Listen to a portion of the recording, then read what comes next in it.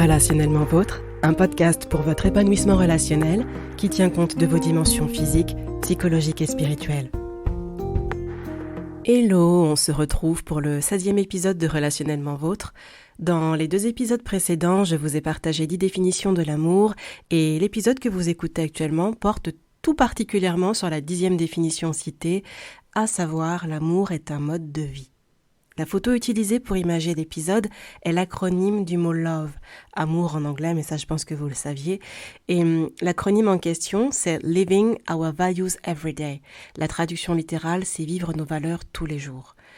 Ça illustre parfaitement ce que j'aimerais vous partager aujourd'hui, à savoir les 7 caractéristiques de l'amour vrai, les 7 valeurs entretenues par une personne qui aime authentiquement dans la vie de tous les jours. C'est ce que Gary Chapman, que vous connaissez par rapport aux 5 langages de l'amour, explique dans son livre intitulé « Love as a Way of Life », l'amour comme mode de vie. Ce livre contient de précieuses pépites qui ne sont malheureusement pas accessibles aux non-anglophones, donc je vais vous en partager plusieurs extraits dans le podcast et dans la vidéo bonus du mois de mai, disponible dès maintenant pour tous les abonnés à Relationnellement Vôtre. Si ce n'est pas votre cas et que vous souhaitez vous abonner, vous pouvez le faire en remplissant le formulaire qui s'affiche sur le site www.relationnellementvôtre.fr. Vous pouvez aussi le faire en vous inscrivant tout en bas de la page de cet article. Alors, voici comment Gary Chapman définit l'amour. L'amour n'est pas un sentiment ni un but illusoire qui dépend des actions des autres. L'amour authentique, ce sont des éléments dans nos capacités dont l'origine se trouve dans notre attitude et culmine dans nos actions. Si nous pensons que l'amour est un sentiment, nous sommes frustrés à chaque fois que nous ne pouvons pas réveiller cet amour. Quand nous réalisons qu'il est premièrement une action, nous sommes prêts à utiliser les outils dont nous avons besoin pour aimer mieux. Pouvoir avancer dans la vie en étant relationnellement épanoui implique d'avoir un certain nombre de valeurs, de caractéristiques d'une personne qui sait aimer vraiment. Or, avoir l'amour comme mode de vie, c'est faire en sorte que ces caractéristiques soient exprimées au quotidien, soient des habitudes. Dans son parcours professionnel, Gary Chapman a étudié les personnes dites aimantes, ces personnes qui ont fait de l'amour un mode de vie. Il a vu ressortir 7 traits communs à chacune d'elles, qu'il explique dans son livre. Je vous les présente en détail dans l'épisode de la semaine, et dans la vidéo bonus, vous retrouverez des outils pour en faire un mode de vie. Les 7 traits en question sont la bonté, la patience, le pardon, l'humilité, la courtoisie, la générosité et l'honnêteté. Commençons par la bonté. La bonté consiste à reconnaître la valeur de toute personne rencontrée et de combler ses besoins avant les nôtres. La bonté peut s'exprimer à travers nos actes, par exemple tenir la porte à quelqu'un, faire un sourire à une personne, laisser passer une personne derrière soi à la caisse, partager son parapluie avec un passant quand il pleut, payer le péage pour la personne qui est derrière soi, tondre la pelouse du voisin, ramasser les feuilles ou nettoyer son allée, visiter une personne âgée, tout ça ce sont des actes de bonté. Il y a aussi différentes manières de faire preuve de bonté dans nos paroles. Ça peut être par des paroles pleines d'espoir, des paroles encourageantes, des paroles valorisantes et des paroles de vérité. Par parole de vérité, Gary Chapman explique que la bonté consiste à formuler certaines vérités avec amour. C'est faire preuve de bonté que d'amener une personne à réaliser une erreur pour lui éviter de la reproduire. Faire preuve de bonté n'est pas une démarche naturelle car nous manquons de pratique. Il y a en chacun de nous le potentiel de faire preuve de bonté, à nous de choisir de l'utiliser. La bonté, comme toute caractéristique de l'amour, se développe avec le temps, alors que nous ouvrons notre cœur et notre esprit à devenir des gens plus aimants. Ensuite, la deuxième caractéristique ou le deuxième trait d'une personne qui a fait de l'amour son mode de vie, c'est la patience. Selon l'auteur, la patience, c'est d'accepter les imperfections des autres. Dans la culture occidentale, nous ne sommes pas entraînés à être patients. Quand on nous confie une tâche et qu'on nous demande pour quand ça doit être fait, la réponse est pour hier. En d'autres mots, la réponse est claire, fais-le et fais-le rapidement. Dans nos vies personnelles, nous attendons des gratifications instantanées. Nous payons plus cher pour que des commandes soient livrées dès le lendemain. Nous sommes agacés d'attendre que l'ordinateur s'allume. Nous sommes impatients avec la technologie, donc il n'est pas surprenant que nous soyons impatients avec les gens. En fait, l'idée d'être patient envers les gens est contre-culture. À ça s'ajoute la fierté qui nous amène à réagir durement envers les autres. Comme l'explique si bien Gary Chapman, la fierté dit « j'ai raison et tu as tort. Je veux que tu saches combien je suis en colère pour que tu saches combien j'ai raison. Je ne peux pas être patient avec toi car ça voudrait dire lâcher prise et tu ne le mérites pas. » La fierté nous empêche de voir que la personne contre qui nous nous impatientons a tout autant de valeur que nous et que nous sommes tout aussi capables de faire une erreur que quelqu'un d'autre.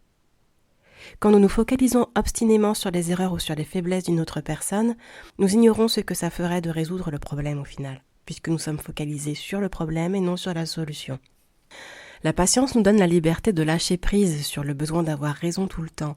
Elle nous permet la paix de faire passer la relation avant ce désir égoïste qui nous vole notre joie. La patience, c'est prendre suffisamment soin de l'autre pour écouter avec empathie et avoir le désir de comprendre ce qui se passe à l'intérieur de la personne. La patience, c'est vouloir temporairement passer au-dessus des comportements méchants ou des émotions négatives pour aller au cœur de la problématique qui génère la colère et l'impatience. La patience, c'est poser des questions et avoir des réponses pour comprendre ce que l'autre personne pense et ressent.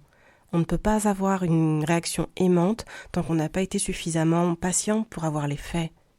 La patience, ce n'est pas être en accord avec l'autre dans le but d'éviter une dispute, mais c'est entrer dans le dialogue pour comprendre les pensées de l'autre, ses émotions et ses comportements. On peut ne pas aimer son comportement, mais si nous comprenons ce qui se passe dans sa tête et dans ses émotions, nous sommes capables d'avoir une réaction plus constructive.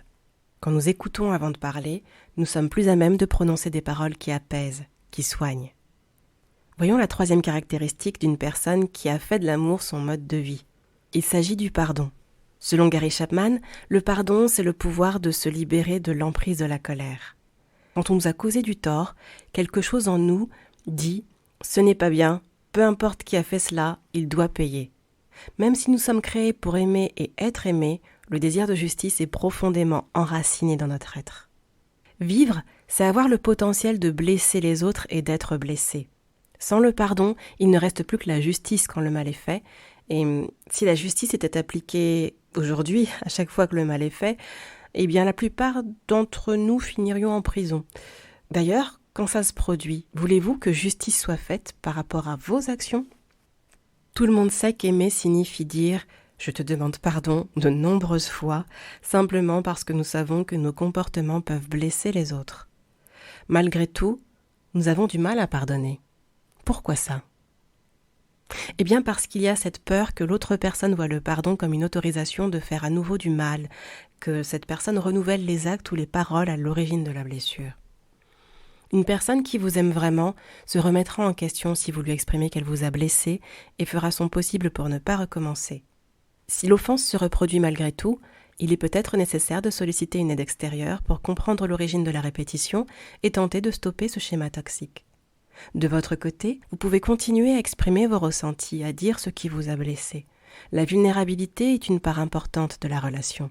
Si nous admettons que nous avons été blessés, les autres personnes sont plus à même d'admettre le mal qui a été causé. Et le pardon est plus simple à amorcer. Gary Chapman explique que quand quelqu'un nous a fait du mal et refuse de s'excuser, le défi n'est pas de pardonner à celui qui nous a fait du mal, mais c'est de relâcher cette personne sans garder de blessure ni de colère. L'auteur soutient l'idée que le pardon est suivi d'une réconciliation. Lorsque la réconciliation n'est pas envisageable, le but est de se libérer spirituellement et émotionnellement de l'offenseur pour continuer à avancer et devenir la personne que nous sommes censés être. La colère a été créée pour être un visiteur, pas un résident. Dans une relation, la colère est faite pour nous motiver à mettre la personne qui nous a fait du mal face à ses paroles, ses actes et à rechercher la réconciliation. En gardant de la colère en soi, on finit par la ruminer. Elle se transforme en amertume et plus tard en haine. Ces émotions, ces attitudes sont destructrices pour soi et pour toute personne avec qui on veut construire une relation dans cet état. Gary Chapman encourage à relâcher la colère et la personne qui nous a blessés en la remettant à celui qui est amour et qui est le juste juge. Car tout offenseur qui reconnaît ses erreurs et fait un changement positif dans sa vie ouvre la porte au pardon. Par contre, si il ou elle ne le fait pas, les conséquences de ses actes finiront par la rattraper en son temps, et ce, sans aucune intervention de votre part. Dans le pardon, notre responsabilité, c'est de reconnaître que nous avons été blessés ou que nous avons blessé quelqu'un et de rester autant que possible ouverts au pardon en gardant en tête que nous aurons nous aussi besoin d'être pardonnés à un moment donné de notre vie. Le fait que la personne reconnaisse nous avoir blessés ou qu'elle accepte de nous pardonner est hors de notre contrôle. Une fois que nous avons fait notre part du chemin, notre mission est de lâcher prise, de laisser partir la colère et si c'est le choix de la personne en question, de la laisser sortir de notre vie. Et puis qui sait, Parfois, la personne finit par revenir et la réconciliation peut malgré tout être envisagée si la relation ne représente pas un danger pour votre vie, que ce soit sur le plan physique, psychologique ou spirituel. Avant de passer à la caractéristique suivante, j'aimerais rappeler ce que Gary Chapman souligne de ce que le pardon n'est pas. Le pardon n'est pas une chose facile. Le pardon est le choix le plus difficile qu'on puisse faire et en même temps, c'est le meilleur choix pour avancer libre et non prisonnier de la colère ni de l'amertume. Le pardon n'enlève pas les conséquences du tort causé. Le pardon donne la place nécessaire pour qu'une guérison puisse se faire avec le temps en posant des actes en ce sens. Le pardon ne restaure pas immédiatement la confiance. Le pardon ouvre la porte à la possibilité de reconstruire la confiance en temps voulu. Le pardon n'efface pas l'offense de la mémoire. Pardonner ne signifie pas oublier. Quand nous pardonnons, nous choisissons de restaurer la relation et de ne pas revenir sur ce qui s'est passé. On choisit de laisser ce qui s'est passé derrière soi, de manière à ce que ça n'affecte pas notre présent ni notre avenir. Voyons maintenant la 4e caractéristique ou le 4e trait d'une personne qui a fait de l'amour son mode de vie. Il s'agit de la courtoisie. Gary Chapman définit la courtoisie comme le fait d'être bon envers toute personne rencontrée, de traiter tout le monde comme un potentiel ami. La conception populaire de la courtoisie est d'avoir de bonnes manières. Toutefois, le mot courtoisie est plus riche, ça signifie penser amicalement. Dans le monde des relations, tout le monde ne choisira pas d'être notre ami, mais la courtoisie nous motive à traiter tout le monde comme des amis dans nos paroles et dans nos comportements. Au-delà de toute apparence, une personne mérite qu'on apprenne à la connaître. Quand nous croyons vraiment cela, non seulement la courtoisie est possible, mais elle devient inévitable. Quand on est courtois avec quelqu'un, on reconnaît notre désir de former une relation avec cette personne, même si c'est juste le temps de faire la queue dans une file d'attente. Le hic, c'est que nous n'en prenons pas le temps, justement. Nous sommes trop occupés, trop pressés, trop stressés. Dans le monde dans lequel nous vivons, il est plus important de faire en sorte que les choses soient faites que d'accorder de la valeur et de l'importance aux autres. Je vous laisse découvrir dans la vidéo bonus ce que Gary Chapman propose pour développer la courtoisie et en faire une habitude. De mon côté, je poursuis avec le 5e trait d'une personne qui a fait de l'amour son mode de vie. Il s'agit de l'humilité. Selon l'auteur, l'humilité est une plénitude de paix du cœur qui nous permet de nous tenir sur le côté, de nous mettre en retrait, dans le but d'affirmer la valeur de quelqu'un d'autre. C'est une caractéristique très étrange car au moment même où nous pensons l'avoir acquise, c'est le moment où nous la perdons. Beaucoup pensent que l'humilité est une faiblesse de caractère. Quelque chose que nous ne voudrons montrer que si nous voulons risquer de passer à côté de notre réussite professionnelle ou si nous voulons faire en sorte qu'on nous marche sur les pieds. Pourtant, tout comme les autres actes d'amour, se retirer pour donner l'opportunité à quelqu'un d'autre de briller est une belle opportunité d'apporter une grande joie. Et de vous à moi, ça n'empêche en rien de briller un jour, car quelqu'un se mettra probablement en retrait en votre faveur pour que vous puissiez aussi briller. Les gens humbles sont en sécurité avec qui ils sont. Ils ont une certaine assurance, ils savent reconnaître leurs propres valeurs aussi bien que celles des autres et sont aussi contents de voir les autres réussir. L'humilité n'est pas une chose populaire dans la culture occidentale, pourtant c'est une caractéristique centrale et essentielle de l'amour. Comme le dit si bien Gary Chapman, l'humilité c'est vivre en se disant « personne n'est ni meilleur ni pire que moi ». Ça veut dire reconnaître que vous êtes tout aussi valorisable et tout aussi faillible que les personnes que vous êtes amenés à aimer. Voyons maintenant le 6e trait d'une personne qui a fait de l'amour son mode de vie. Il s'agit de la générosité. Selon l'auteur, la générosité, c'est donner notre attention, notre temps, nos capacités, notre argent et notre compassion gratuitement aux autres. Quand on aime authentiquement, on a une attitude de générosité dans tout ce qu'on fait. On est alerte à ce dont les autres ont besoin, que ce soit de l'argent, du temps, de la force, de l'attention ou nos compétences que nous pouvons leur donner. La générosité peut se terminer par une action, mais elle commence par une attitude de cœur. Quand nous offrons généreusement, nous montrons aux autres combien nous les valorisons. La générosité implique plus que des biens matériels. Par-dessus tout, elle implique de l'empathie, de la compassion, de la transparence et de l'écoute, tout particulièrement dans la relation de couple. Il est facile de prendre l'autre pour acquis. Quand on est généreux avec ceux que nous aimons, nous leur donnons toute notre attention quand ils parlent. Nous faisons de notre mieux pour répondre à leurs besoins. Et pas de manière radine, on ne le fait pas chichement, mais on le fait avec un peu d'extravagance, d'exagération. Ça signifie que nous avons un esprit alerte à donner plus de nous pour montrer de l'amour. Aimer généreusement, ça peut se faire avec notre temps. C'est prendre le temps d'apprendre à connaître l'autre. Si vous passez du temps avec les gens, vous découvrez leurs besoins et leurs désirs. C'est alors que vous pouvez leur exprimer de l'amour d'une manière qui leur parle. Aimer généreusement, ça passe aussi par nos compétences. C'est faire de l'amour une vocation, une mission de vie. C'est avoir le désir de faire des choses qui améliorent la vie des autres. Quand une vocation aide quelqu'un, que ce soit de manière physique, psychologique ou spirituelle, la vocation en elle-même est une expression d'amour. Aimer généreusement avec nos capacités passe aussi par le fait d'aider les autres à la maison. Faire la cuisine, faire le ménage, changer le bébé, faire des réparations, changer une ampoule. Toute opportunité d'aimer les personnes avec lesquelles nous vivons, que ce soit notre partenaire de vie, nos enfants, nos parents ou nos colocs. L'une des raisons pour lesquelles l'estime de soi est importante, c'est qu'en connaissant notre valeur, nous sommes plus alertes aux manières d'utiliser nos dons pour aider les autres. Il y a une autre manière d'aimer généreusement, et c'est avec notre argent. C'est investir notre énergie pour faire de l'argent afin de pourvoir aux besoins non seulement des nôtres, mais aussi des autres. Le désir de donner de l'argent est l'un des aspects pratiques le plus satisfaisants de valoriser les autres. Peu importe combien nous donnons, tant que nous donnons avec un esprit de générosité. L'auteur nous alerte sur le fait qu'il arrive bien souvent de perdre la générosité de vue quand nous voulons absolument tenir nos échéances, suivre notre programme, atteindre nos objectifs. C'est facile de focaliser notre attention, de partager notre temps, notre argent et notre énergie dans les choses que nous voulons accomplir plutôt qu'à penser aux personnes pour lesquelles nous voulons les accomplir. Pour finir, voici le 7e trait et dernier trait d'une personne qui a fait de l'amour son mode de vie. Il s'agit de l'honnêteté. Selon Gary Chapman, l'honnêteté, c'est révéler qui nous sommes vraiment. C'est une cohérence aimante entre nos paroles, nos pensées et nos actions. C'est surprenant combien l'honnêteté devient importante quand nous sommes déterminés à aimer authentiquement. Sans honnêteté, les 6 traits évoqués précédemment sont incomplets. Être honnête, c'est dire la vérité dans l'amour. L'auteur explique que dire la vérité dans l'amour, c'est garder en tête toutes les autres caractéristiques d'une personne aimante.